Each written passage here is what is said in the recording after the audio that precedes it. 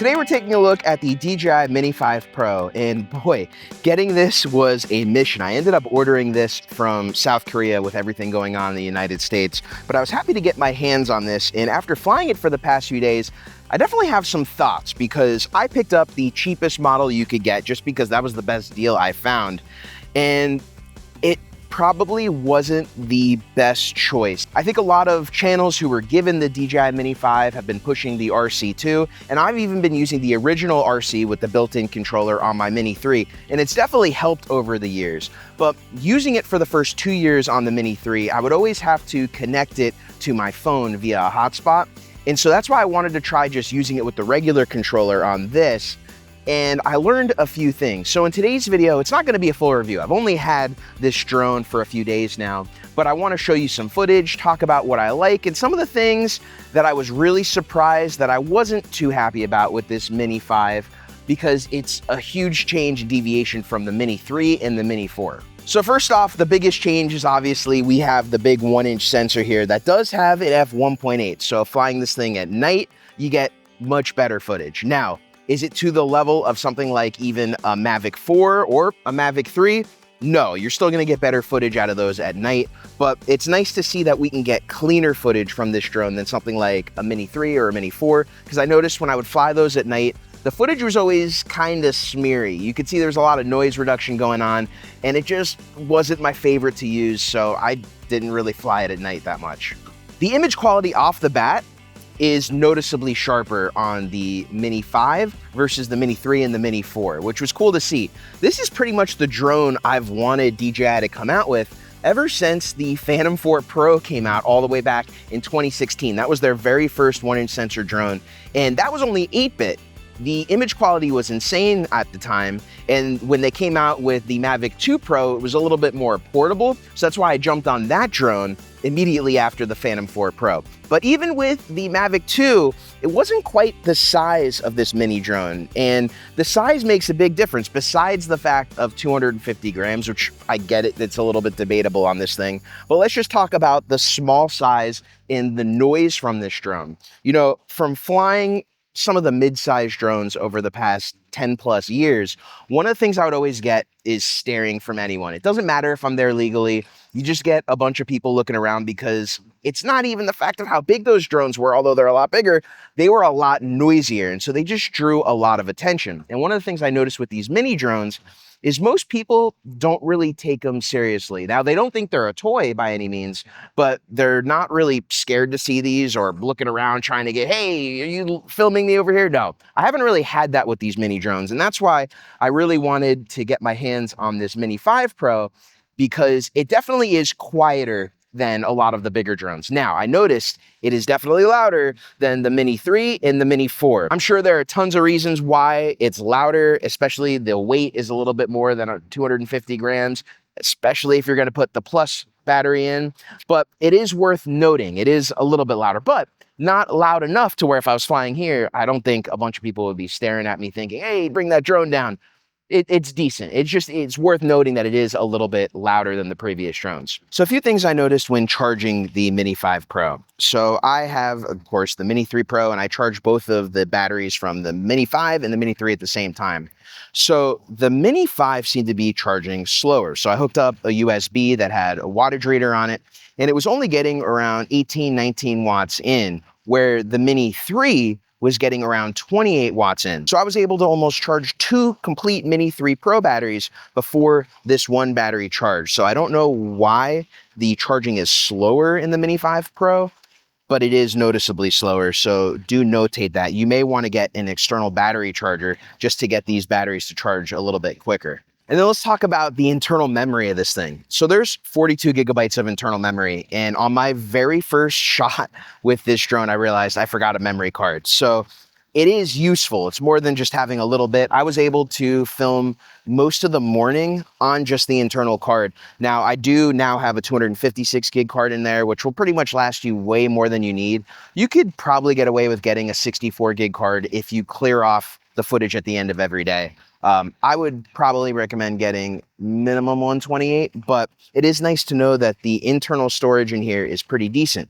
Now, unlike the Osmo 360, when I was transferring the footage through the USB into the computer, it wasn't that quick getting it off of here. So it wasn't any quicker to get the footage off the drone versus just putting the SD card directly into an SD card reader. So do notate that too, because in the Osmo 360, I noticed it was way faster transferring footage off of the Osmo 360 versus taking footage off of an SD card and putting it in a reader. Now let's talk about the stock controller that the Mini 5 comes with and why I had to order the RC2. I just couldn't take this any longer. Now, I have a modern phone. I have an iPhone 15 Pro Max, and I was using this out on the beach. As you could tell, sunny day.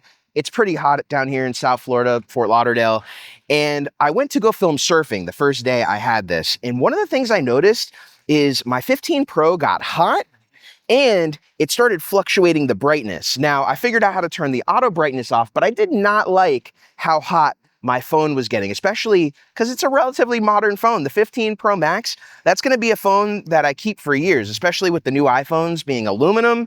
The 15 Pro Max has been pretty sturdy. This thing, it looks almost brand new, although it's been in the case for years, but it didn't affect performance. I was able to do everything from the waypoint modes to getting panos. I didn't have any issues. And I mentioned that because I used an older phone, my older iPhone 7, and it was actually able to film and take pictures just fine with this controller. When I tried putting it in the waypoint mode to take time lapses, I was having issues and I was having warnings pop up that the CPU was overloaded. So I think with this basic controller, it does use the CPU on your phone. So that's why you do need not only a modern phone, but I think that's why a lot of the reviewers out there were recommending you get the RC2, because at least in the RC2, it handles everything like the waypoints, everything that your phone would handle, it handles it within the controller and you don't need your phone. And DJI has gotten rid of a lot of the things that you need to have a hotspot connected to the controller for in order to use. So using the RC even on my Mini 3 Pro isn't as much of a pain anymore as it was even a year ago. So that's why I bought the RC2.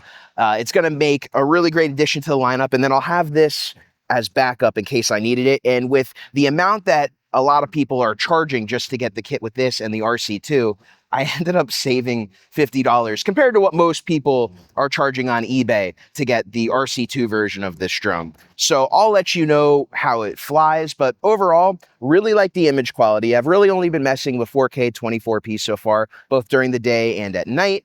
And I think you can't really complain for what you get in this drone other than it's not really 250 grams anymore. I'm wondering if they come out with a battery that's maybe like half the capacity, maybe it's like 15 minutes or something, and put it in here and maybe that can get it to 250 grams. I know that's been an issue with some pilots out there that it's over 250 grams, but I think there's gonna be ways we can get this thing under. I mean, this is my new bag that I've been carrying around because it carries my laptop, it carries my drone, it carries my Osmo 360, my Osmo Pocket that I'm filming on right now, and I've been able to bring it with me to the office, do whatever. I could put my drone in there, which I could never put anything bigger than a Mini in a backpack that small. So that's why I'll be running the Mini for a while. I still have my Part 107, but as I said earlier in the video, I don't really film professionally anymore. Everything I do professionally, it's with my regular cameras. And that's kind of why once I bought the Red Komodo in 2020, I started dedicating my camera purchases to actual cameras and not drones, because my DP work was what I was concentrating on. And now I'm doing more YouTube type stuff, which having a Mini is great for. I don't really see the need to go beyond that for YouTube. But if you are kind of thinking about picking this up and you're on the more professional side of things, having something like a Mavic 4 or even a Mavic 3, you are going to get some more professional, not just image quality, but the drone itself is definitely going to be a lot more professional. I mean, even comparing this to the Air 3S, I was going to buy an Air 3S and then I was able to get this, this one from Korea. The Air 3S is going to be a better drone itself. Forget about the cameras because the main camera is pretty much the same as this, but it's got a second camera. In heavy wind, or you're trying to fly the drone faster, maybe to catch up to a boat or something like that, those drones are going to be better for more professional level video. Now, this is going to be a great backup drone for you, or if you're not shooting stuff like that, this could be kind of your pro level drone. But I do want to put that disclaimer out there because although this is a Mini 5 Pro, it's definitely way more pro than any mini drone we've seen so far. But for specific types of drone videography, it may not be the best tool for the job. If you have any questions, anything I didn't go over in today's video, let me know in the comments below. I'm definitely going to be doing more content on this Mini 3 Pro. I'm heading to Atlanta tomorrow for Cinegear, and I'll be there all weekend working on some camera reviews on set. So make sure to stay tuned for that. I'll be bringing this around. So until next time, my name's Jeff Fagien. Thank you for watching as always, and I will catch you in the next video.